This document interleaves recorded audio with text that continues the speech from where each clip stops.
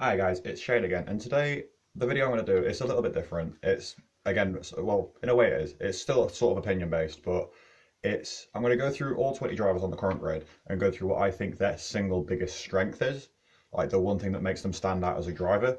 And then later on in the future, I will do a video with the opposite where I point out what I think each driver's biggest weakness is.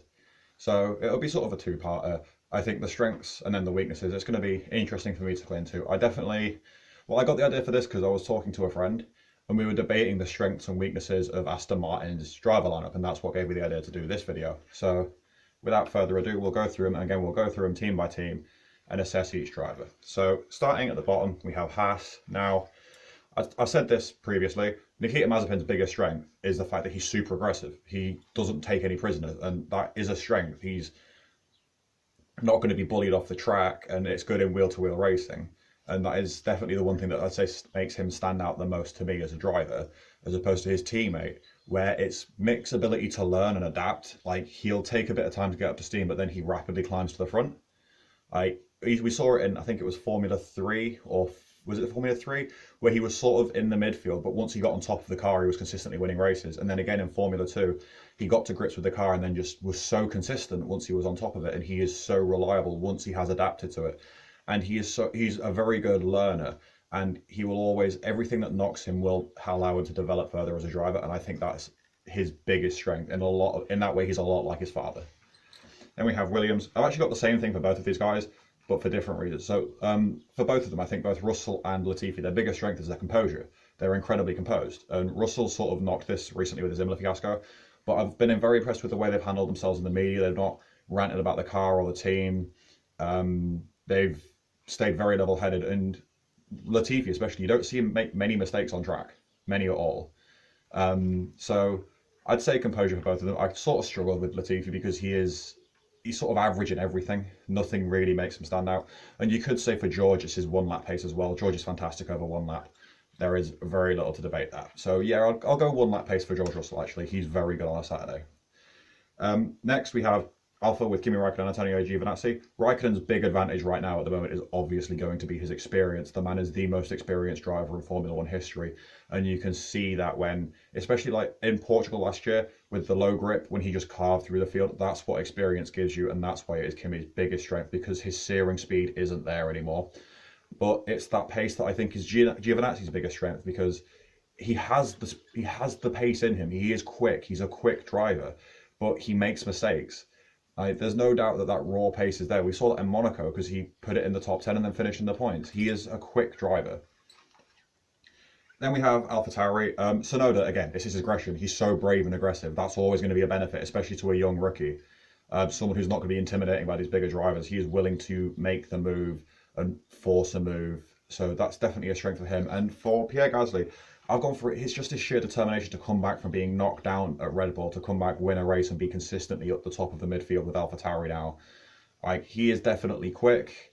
Probably not the most adaptable because he just couldn't adapt to the Red Bull, but but his sheer willpower to come back from that knock and determined to prove himself in his career all over again. That's something to be admired. Then we have Aston Martin. So for Lance Stroll, and this is the one that I brought up, Lance Stroll is phenomenal on cold tyres. Like, his ability to master low grip conditions and on like cold tyres. We've seen it with him whenever it's wet, he's dangerous. His pole lap at Turkey, him putting the Williams on the front row. Whenever the tyres, you're struggling to get the tyres into the correct window because they're a little bit too cold, Lance will be there. He is very quick on suboptimal track conditions. And it's one of those things, if he can develop the rest of his game to even come close to matching his ability on cold tyres, he will be a very good, well-rounded Formula One driver. It's just a matter of time to see if he can develop that into that area. And for Sebastian Vettel, it has to be consistency with Seb. He's just got this ability, and we saw that at Monaco with a bit of the Seb from old, where he was just consistently running at a pace that was comfortable to him. And then when the team needed him to just lower lap times, he dropped it, and he absolutely nailed a series of laps to overcut the two rivals. That was the Vettel we're used to seeing, where he's really consistent, just punching in the lap times, and then when the team need it, he can knock it out of the park and release blistering pace. That is the Vettel that won 4 world titles and over 50 Grand Prix, and hopefully we see a lot more of that going forward. For For Alpine, Alonso, it's his grit. Like he will drag everything possible out of that car.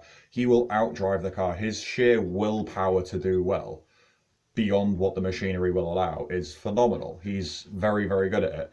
And I'd say with Ocon's another one of those drivers. It's just he's so aggressive. He's really aggressive, and it gives him a benefit when it's warming up the tires. Of course, it gives him a benefit in on-track battles, and you've got to say his mental strength as well, because he's now come up against two top-level teammates in Daniel Ricciardo and Ocon, and Alonso, and he's still really confident. So I think I'm very impressed with Ocon all around, but it is just that steely edge to him that I think is his biggest strength. Then we have Ferrari. Charles Leclerc's biggest strength is his raw speed. Like there's a couple you could say this for. His raw pace is phenomenal. He needs to mature and get the rest of his game up, and the rest of his driving up. But raw speed, he is fantastic. He's one of the fastest out there just on raw pace. So that is definitely Leclerc's standout quality.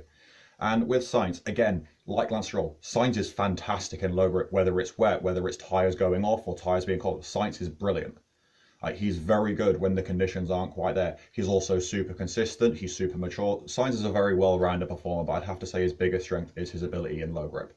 In a low grip scenario, Sainz is fantastic. He's a lot like Jenson Button in that way. Next we have McLaren. Ricciardo's strength is.